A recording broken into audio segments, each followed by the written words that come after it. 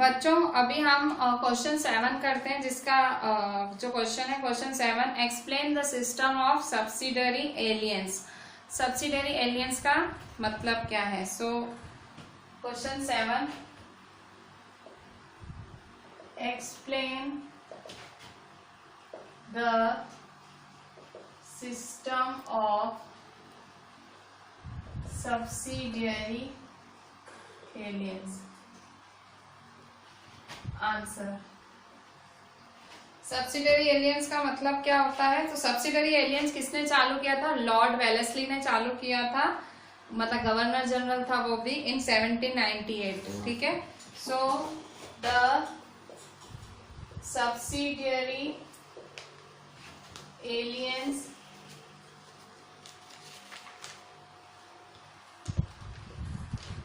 was started by Lord Wellesley in 1798। ठीक है, 1798 में लॉर्ड वेलेस्ली ने ये सब्सिडरी एलियन सिस्टम चालू किया था।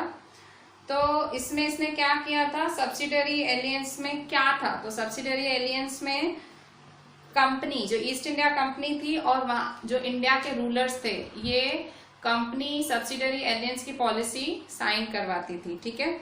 सो subsidiary alliances were made between the company and the native rulers. ठीक है।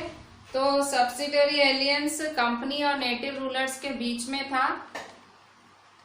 कंपनी और नेटिव रूलर्स के बीच में था सब्सिडरी एलियंस। नेटिव मतलब जो लोकल राजा थे इंडिया के। क्या था? सो सब्सिडरी एलियंस में क्या था? The company promise to give military help to the rulers. Company ने प्रॉमिस किया था कि हम आपको हमारी आर्मी देंगे। अब ये देखो, ये जबरदस्ती वाली बात हुई। ऑलरेडी राजाओं के पास अपनी आर्मी थी, कंपनी जबरदस्ती उनसे सब्सिडरी एलियंस लेवा रही थी कि आप हमारी आर्मी लो, हम आपको प्रोटेक्ट करेंगे और बदले में आप हमको बहुत सारे पैसे दो, और अगर आप हमको बहुत सारे पैसे ना दे पाए तो हम आपके राज्य हड़प कर लेंगे। ठीक है। So the company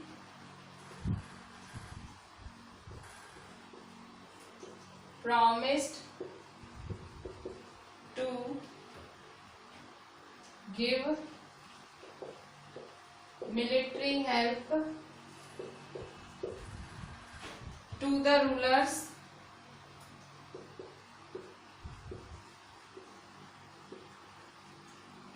who entered into subsidiary alliance with it. Who entered into subsidiary alliance with it। ठीक है। सो कंपनी ने क्यों ज्वाइन किया था? कंपनी ने रूलर्स को ये सब्सिडरी एलियंस ज्वाइन करवाया था इन केस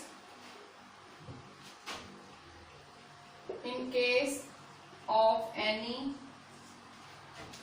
एक्सटर्नल और इंटरनल ट्रबल। मतलब कंपनी ने राजाओं से ये पॉलिसी ज्वाइन कराई थी। ठीक है। सो कंपनी ने प्रॉमिस किया था राजाओं को कि हम आपको मिलिट्री हेल्प देंगे, और कभी भी आप पे कहीं कोई हमला करता है कि या कोई अंदर भी आपको तकलीफ होती है, अंदर या बाहर की कोई भी तकलीफ होती है, हम आपको अपनी मिलिट्री देंगे। ठीक है। और रिटर्न में राजा को क्या देना है? In return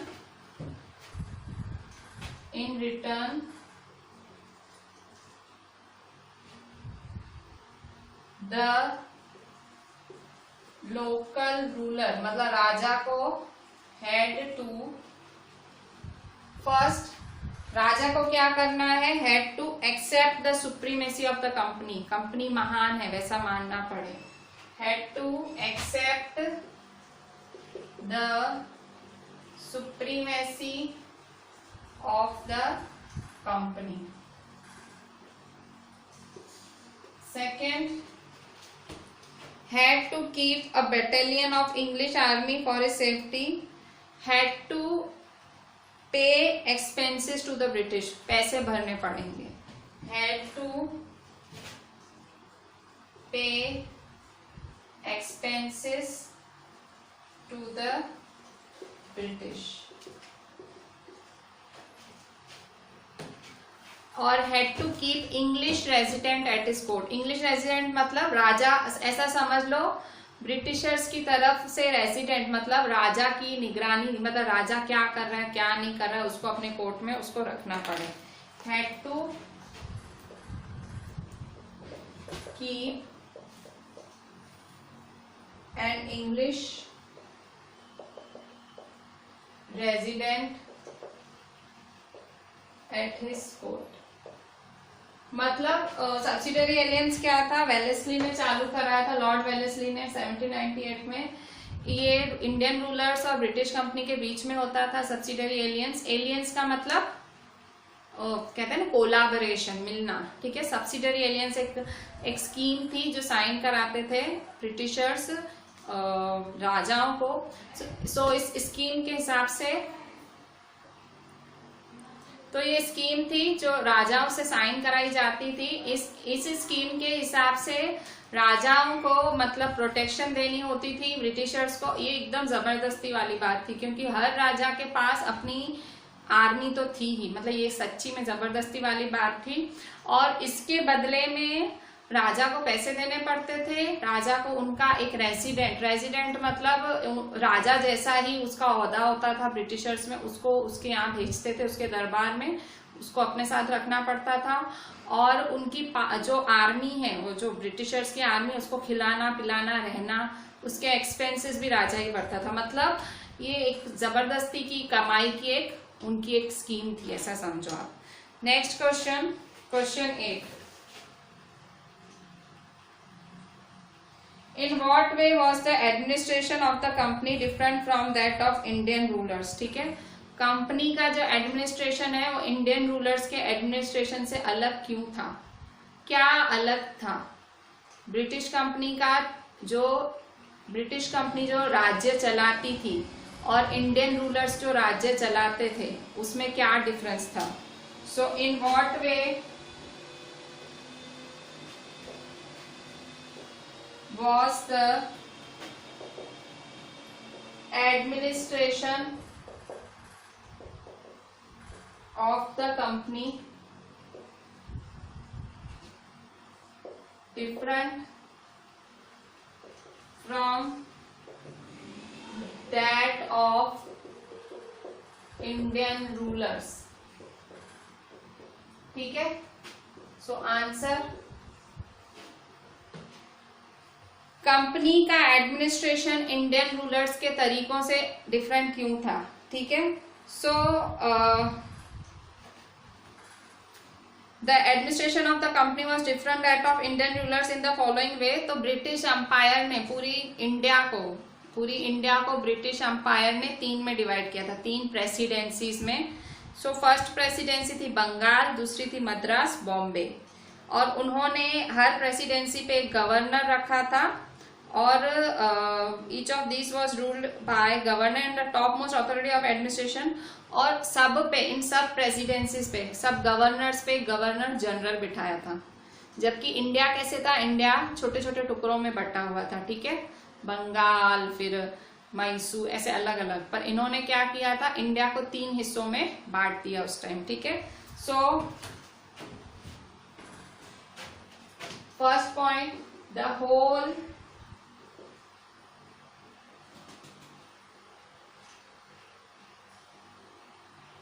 British Empire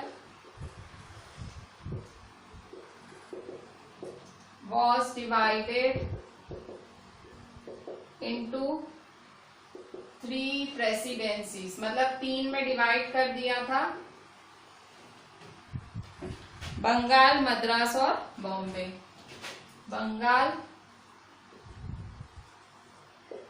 Madras and Bombay.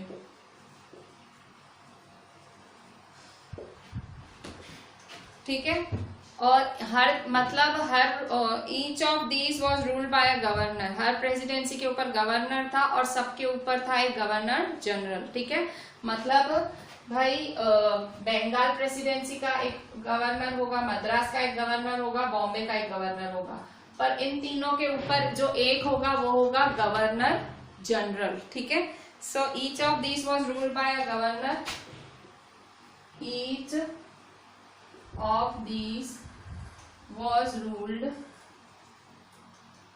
by a governor and the topmost authority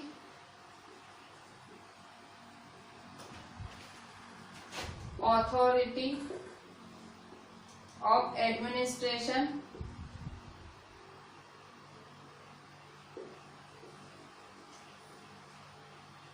was the Governor General.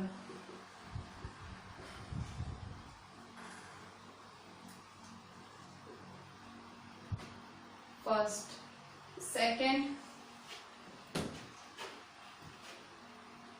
New system of justice was introduced in 1772। तो एक मतलब ब्रिटिशर्स ने क्या किया था, न्याय देने का एक नया सिस्टम चालू किया था। ठीक है, जो कि पहले नहीं था।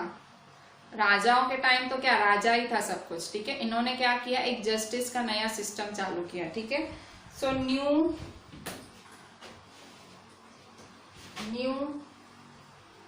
system of justice was introduced in 1772 by British। ठीक है, जिसमें वो सिविल कोर्ट और क्रिमिनल कोर्ट ये सब था। ठीक है, आपने डिटेल में पढ़ा है। थर्ड, इसके बाद एक सुप्रीम कोर्ट भी खोली गई। ठीक है, अगर वह सिविल कोर्ट क्रिमिनल कोर्ट से किसी को न्याय नहीं मिल रहा है, वो कहाँ जाके आवाज उठाएगा, सुप्रीम कोर्ट में। और वो कहाँ रखी गई, कलकत्ता में। ठीक है, so third, supreme court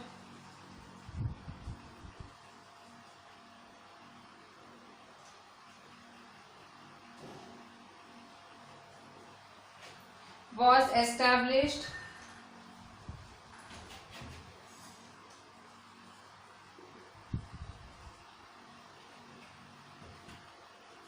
under the Regulating Act of 1773।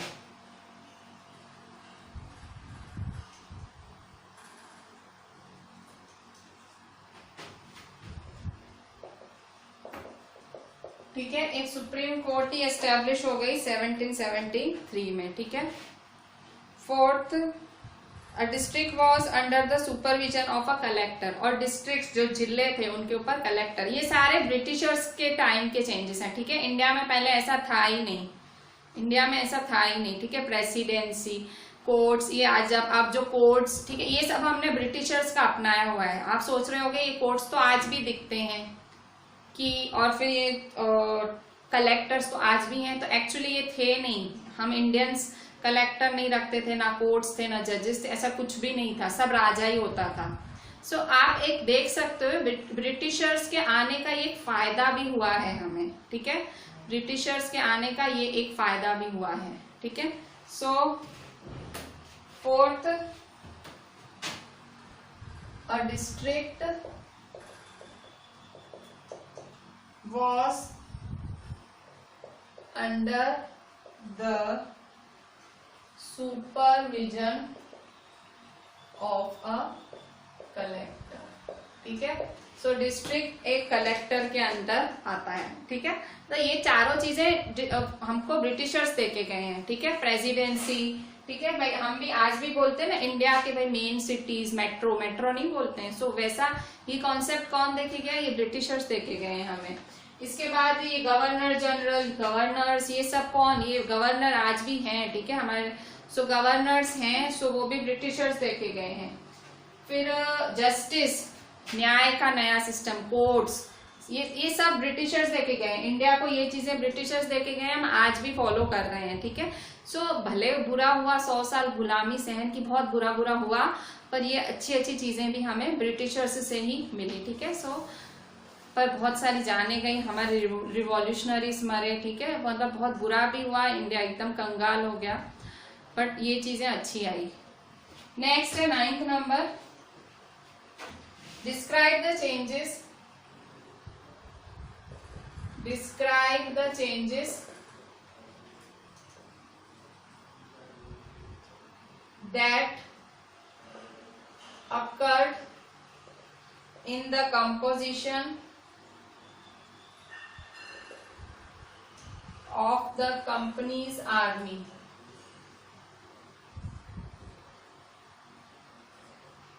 ठीक है, मतलब क्या चेंजेस अक्कर हुए होंगे कंपनी की आर्मी बनाने के टाइम, ठीक है, कंपनी की आर्मी बनाते टाइम क्या क्या चेंजेस, बदलाव आए होंगे, ठीक है। तो in early 19th century British introduce a uniform military culture. पहले यूनिफॉर्म नहीं पहनते थे सिपाही, तो ब्रिटिशर्स ने एक यूनिफॉर्म, आपने देखा भी होगा हिंदी मूवीज में यूनिफॉर्म में दिखते हैं आपको, मंगल पांडे, आपने और भी कोई अभी रिसेंट भी मूवीज देखी हो, सो सारे किस में होते हैं, यूनिफॉर्म में होते हैं, ठीक है। So in early 19th century, in the early 19th century, the British introduced a uniform military culture, ठीक है, और सोल्जर्स को ट्रेनिंग, लड़ाई की ट्रेनिंग यूरोपियन स्टाइल में देते थे, ठीक है। So soldiers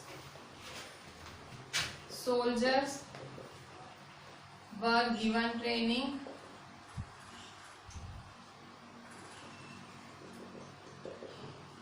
in the European style of warfare.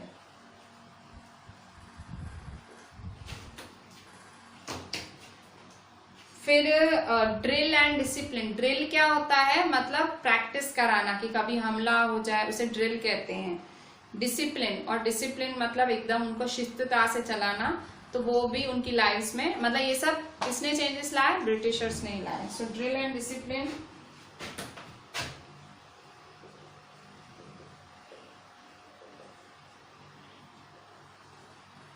Were also introduced to regulate their lives, ठीक है। और 18th सेंचुरी में तो पीजेंट्स आर्मी में फार्मर्स तक को रखा गया और उन्हें सिपाही आर्मी कहा गया। So in the 18th century peasants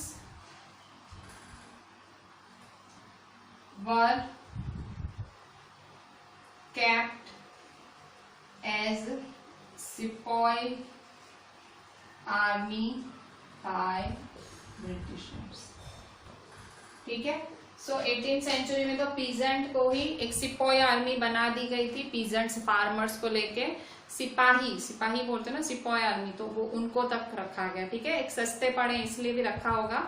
सो इस तरह से भाई ये चेंजेस आए आर्मी बनाने में।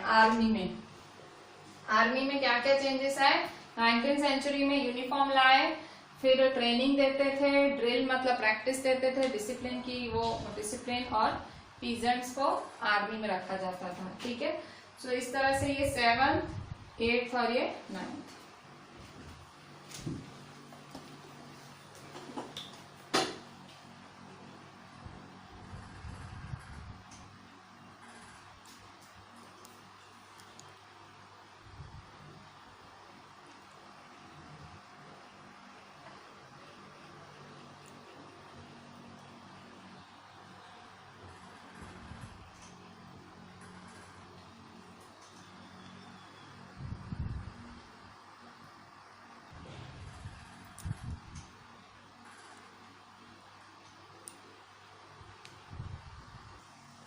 बच्चों अभी क्वेश्चंस हम कुछ एक्स्ट्रा देख लेते हैं, शॉर्ट क्वेश्चंस देख लेते हैं. So who was the last powerful Mughal ruler, when did he die? So some extra questions.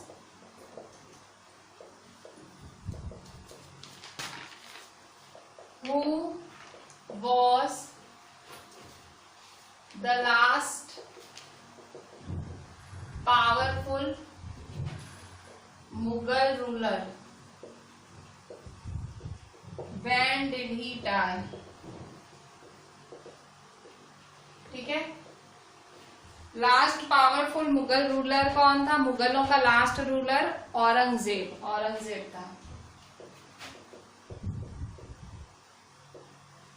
और उसकी डेथ कब हुई? 1707 में. ठीक है. Second, why could Delhi no longer function as an effective centre? Delhi शुरू में बहुत इफेक्टिव था, फिर क्यों धीरे धीरे इफेक्टिवनेस चली गई दिल्ली की? आप देखोगे ब्रिटिशर्स ने आके कलकत्ता को जैसे मेन सेंटर बना दिया. ब्रिटिशर्स की एंट्री से कलकत्ता मेन सेंटर बन गया. दिल्ली क्यों पीछे हो गया? So why could Delhi no longer function as an effective center?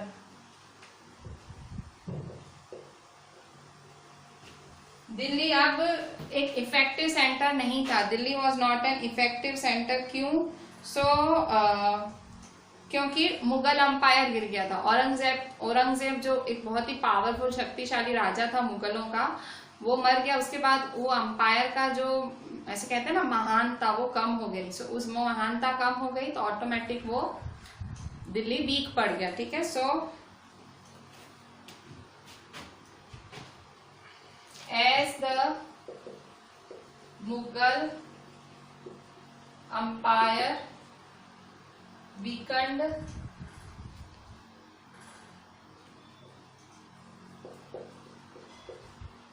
and powerful regional kingdoms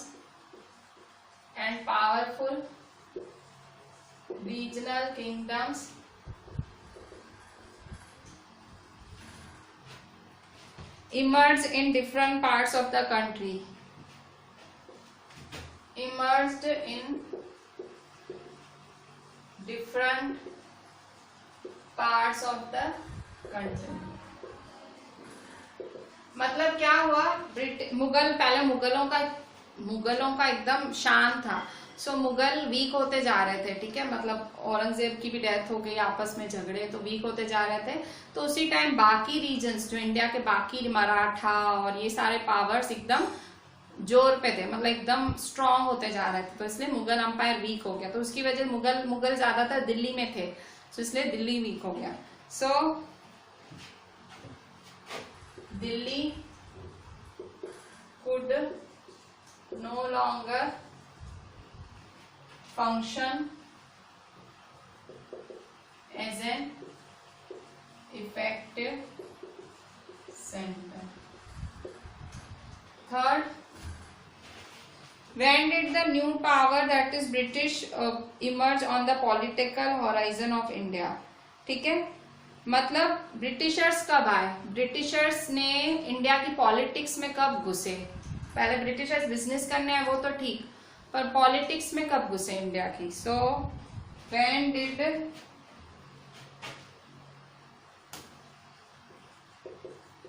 the new power that is the British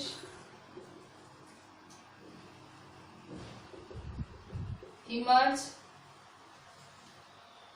on the political horizon of India? On the political horizon of India.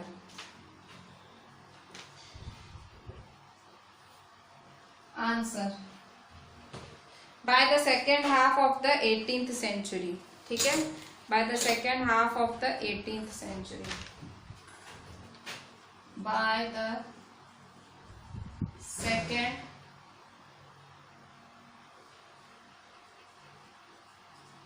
half of the 18th century. ठीक है। तो second half of the 18th century में जो है, second half of the 18th century में Britishers ने India की politics में कदम रखा। How did East India Company get the right to trade in the east? हमारी ईस्ट में मतलब हमारे इंडिया के ईस्टर्न भाग में, ठीक है, बंगाल वगैरह में परमिशन किसने दी? ब्रिटिश ईस्ट इंडिया कंपनी को ट्रेड करने की, धंधा करने की, बिजनेस करने की किसने permission the? So question, how did the east India company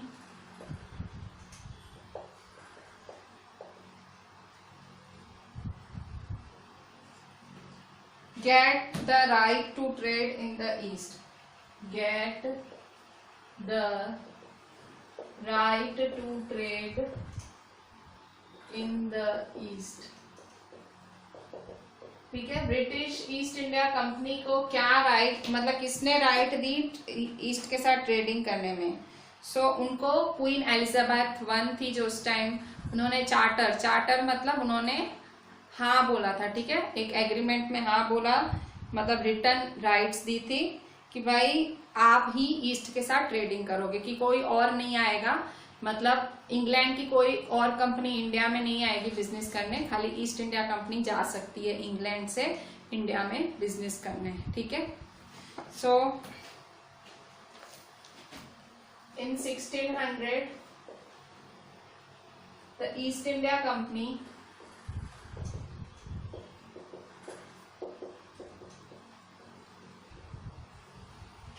got a charter from Queen Elizabeth I.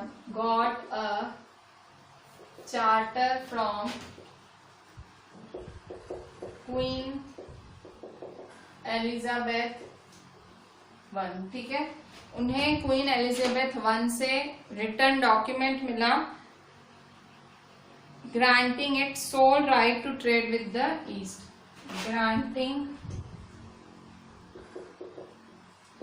It the sole right, sole मतलब इकलौते वही, sole right to trade with the east.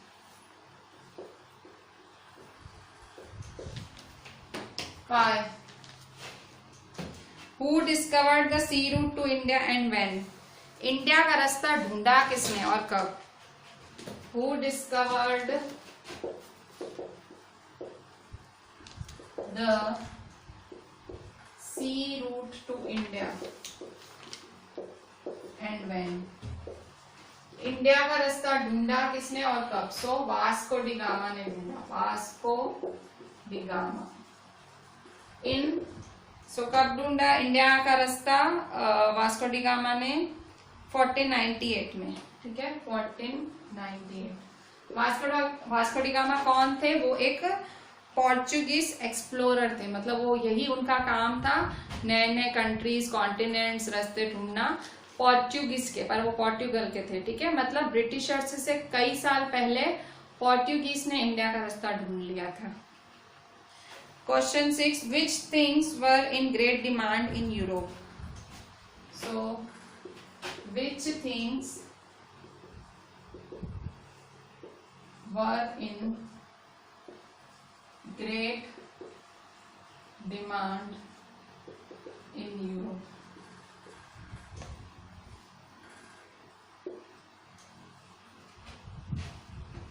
ठीक है, कौन सी चीजें यूरोप में ज्यादा डिमांड में थी? तो cotton, silk, paper, clove, cardamom, cinnamon, ठीक है। So cotton, silk, paper, cardamom, cinnamon, ठीक है। इंडिया की कॉटन, इंडिया का सिल्क, पेपर, क्लोव, ये सारी चीजें, ठीक है। कॉटन, सिल्क, पेपर मतलब मिर्ची। अच्छा, इसको मैं आपको हिंदी में बताती हूँ, आपको मम्मी से पूछना हो तो गुजराती में पूछ लेना, ठीक है। मैंने बताया पेपर मतलब मिर्ची, कार्डमम मतलब इलायची, सिनेमम मतलब दाल चीनी होता है, क्लोव मतलब लौंग, ठीक है। अगर अभी समझ आ गया तो ठीक, किचन में सब अवेलेबल होगा, गरम मसाले एक्चुअली ये सारे तो आपके घरों में होंगे, आई एम श्योर। तो ये सब की डिमांड थी यूरोप में। Next, how did the prices of goods purchased by the Europeans increases? How did the price of goods purchased by the European increase? Answer. So price of the good purchased by the European कैसे? So there was competition among them to purchase goods. कैसे? क्योंकि बाकी भले उन्होंने east India company अकेली permission लेके आई थी, पर और भी कंपनी सब घुस गई, ठीक है, वो भी बिजनेस करने लगी, ठीक है। So there was competition among the European companies to purchase goods. There was competition among the European companies to purchase goods, ठीक है। तो यूरोपियन कंपनीज में कंपटीशन था, चीजें खरीदने का एक कंपटीशन था। सो अगर किसी चीज में कंपटीशन होता है ना तो ऑटोमेटिक उसकी प्राइस हाई हो जाती है। मतलब कोई चीज बहुत ज्यादा, कहते हैं ना अभी MI का फोन, ठीक है, सो कहते हैं MI का फोन आउट होता है ना, तो वो ऑब्वियसली अगर इतना कंपटीशन है तो वो फोन की थोड़ी प्राइस हाई रखेंगे तो भी कस्टमर लेंगे। वैसा ही तो ईस्ट इंडिया कंपनी को दिया गया था राइट, पर बाकी कंपनीज भी घुस गई, सो उससे प्राइस बढ़ गया, ठीक है। So it led to increase in the prices at which goods could be purchased. It leads to increase in the prices at which the goods could be purchased.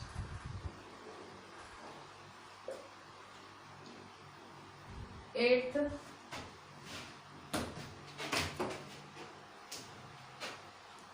what led to intense conflict between East India Company and local rulers? East India company और Indian के rulers के बीच में झगड़े क्यों बढ़ गए? What led to intense conflict? What led to intense conflict between East India Company and local rulers? So answer, east India company और लोकल रूलर्स के बीच में झगड़े क्यों बढ़ गए? सो क्या यूरोपियन कंपनीज क्या कर रही थी? यूरोपियन कंपनीज अपने मतलब अब खुद रहने लग गए थे इंडिया में। एक वो किंग्स को ये चीज नहीं अच्छी लगी, किले बनाने लग गए, फोर्टिफिकेशंस करने लग गए, वो उनको अच्छी नहीं लगी। और दूसरा मतलब टैक्सेस भी नहीं भरते थे, तो इससे झगड़े हुए, ठीक है। So the European companies not only wanted to fortify their settlements, the European companies not only wanted to fortify their settlements,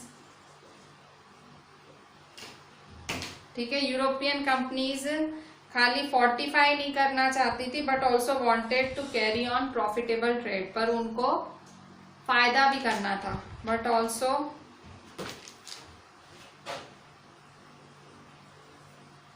wanted to carry on profitable trade, ठीक है, पर वो साथ साथ में प्रॉफिट भी करना चाहती थी, ठीक है। सो इसलिए झगड़ा हो गया। नेक्स्ट क्वेश्चन 9, हम अभी करते हैं, ठीक है।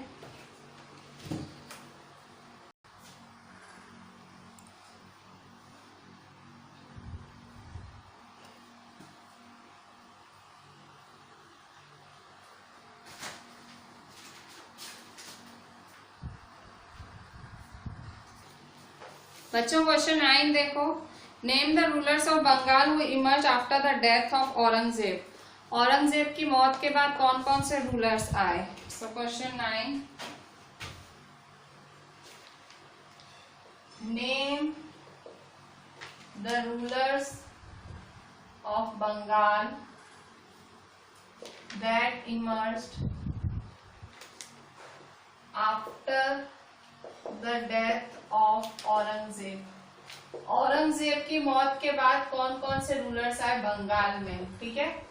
सो कौन कौन से रूलर्स नए नए पैदा, मतलब कौन कौन से रूलर्स का नाम हुआ औरंगजेब की डेथ के बाद। तो मुर्शिद कुली खान, अलीवर्दी खान और सीरज उद दौला, ये 3 फेमस रूलर्स थे, ठीक है।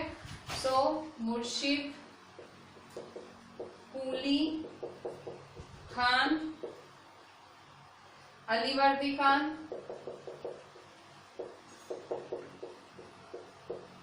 Series ud Daula,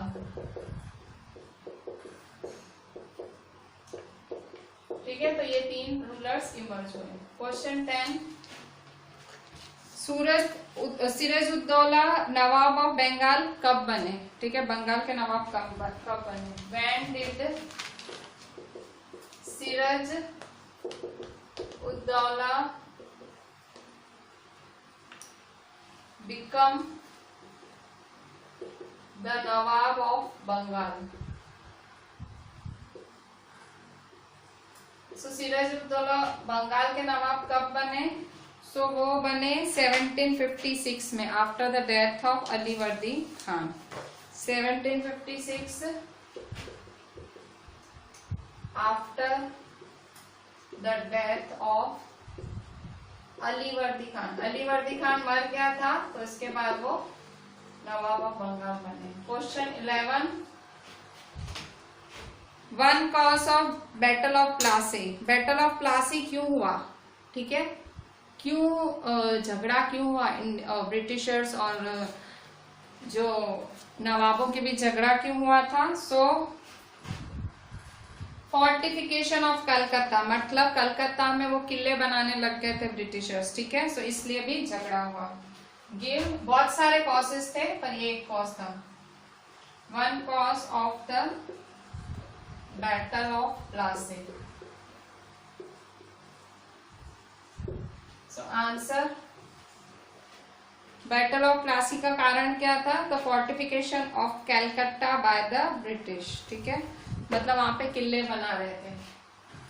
the fortification of the कैलकट्टा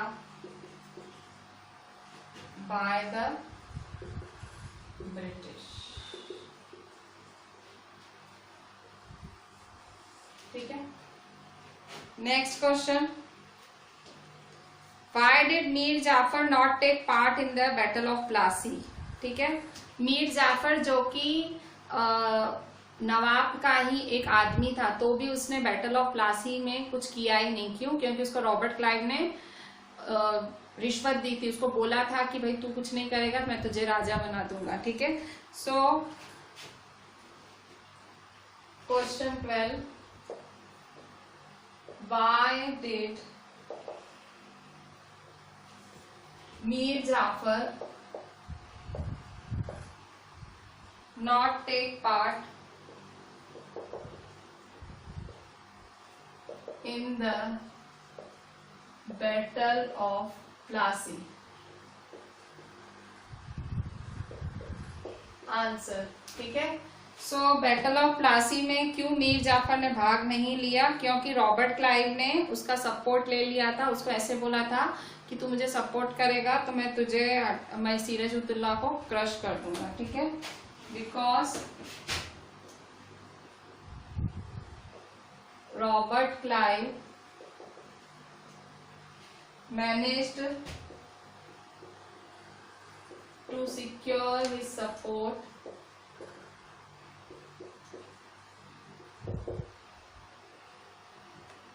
by promising to make him Nawab मतलब उसने उसको प्रॉमिस किया था रॉबर्ट क्लाइव ने कि मैं तुझे नवाब बना दूंगा अगर सिराजुद्दौला को मैंने हरा दिया तो। आफ्टर क्रशिंग सिराजुद्दौला, ठीक है, Sirajuddaula. Why did battle of Plassey become famous? Plassey की बैटल फेमस क्यों हुई? Why did battle of Plassey become famous?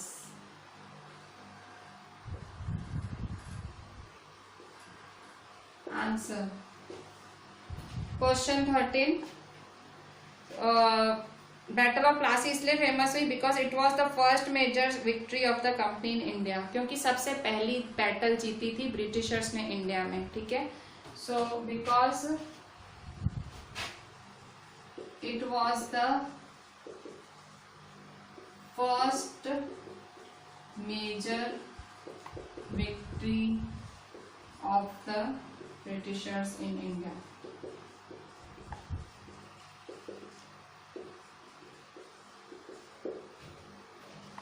ठीक है, इसलिए बैटल ऑफ प्लासी फेमस हुई। Question 14, who were known as residents? Residents किन्हें कहते थे? So who were residents? Residents कौन कहलाते थे? सो आंसर रेजिडेंट्स किन्हें कहते थे हम? सो रेजिडेंट्स वर पॉलिटिकल और कमर्शियल एजेंट्स ऑफ ब्रिटिश। वो एजेंट्स थे ब्रिटिशर्स के और उनका काम क्या था? कंपनी के हित में काम करना, कंपनी का फायदा देखना, ठीक है। So they were agents of British, they were political agents of British. Their work was to protect the interest of British, मतलब ब्रिटिशर्स का ही फायदा हो, वही देखना। Question 15,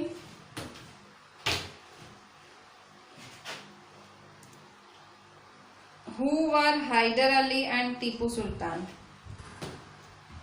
Who were Hyder Ali and Tipu Sultan? ये दोनों कौन थे? सो आंसर हैदर अली और टीपू सुल्तान कौन थे? सो हैदर अली और टीपू सुल्तान रूलर्स थे, फादर सन थे, both were rulers of Mysore. Hyder Ali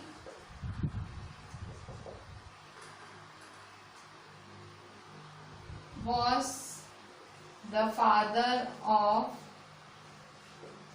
Tipu Sultan. Both were powerful rulers of Mysore.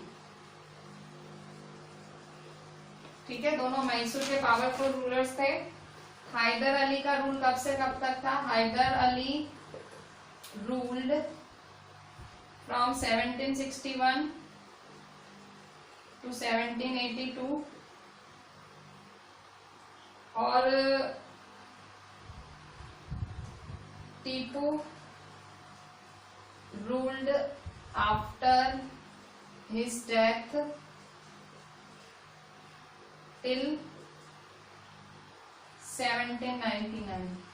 ठीक है, मतलब हैदर अली और ये दोनों बाप बेटे थे और दोनों पावरफुल थे और हैदर अली 1761 से 1782 तक रूल किया और टीपू सुल्तान ने इसकी मौत के बाद, हैदर अली की मौत के बाद 1799 तक rule.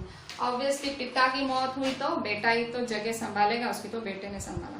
So here we are ending our today's lecture. We completed 15 extra questions of this chapter also. So chapter was really very interesting, easy, मतलब जो हम सोचते हैं क्यों, कहाँ, कैसे कैसे ब्रिटिशर्स आए, सबके जवाब इस चैप्टर में मिले हमें। and really interesting chapter. Just go through it, read it, you will like it and just 15 questions हैं, राइट देम। और उसके पहले मैंने एनसीईआरटी के कुछ क्वेश्चंस करना, राइट देम, ठीक है। So send each and everything to me on WhatsApp. चलें, थैंक यू।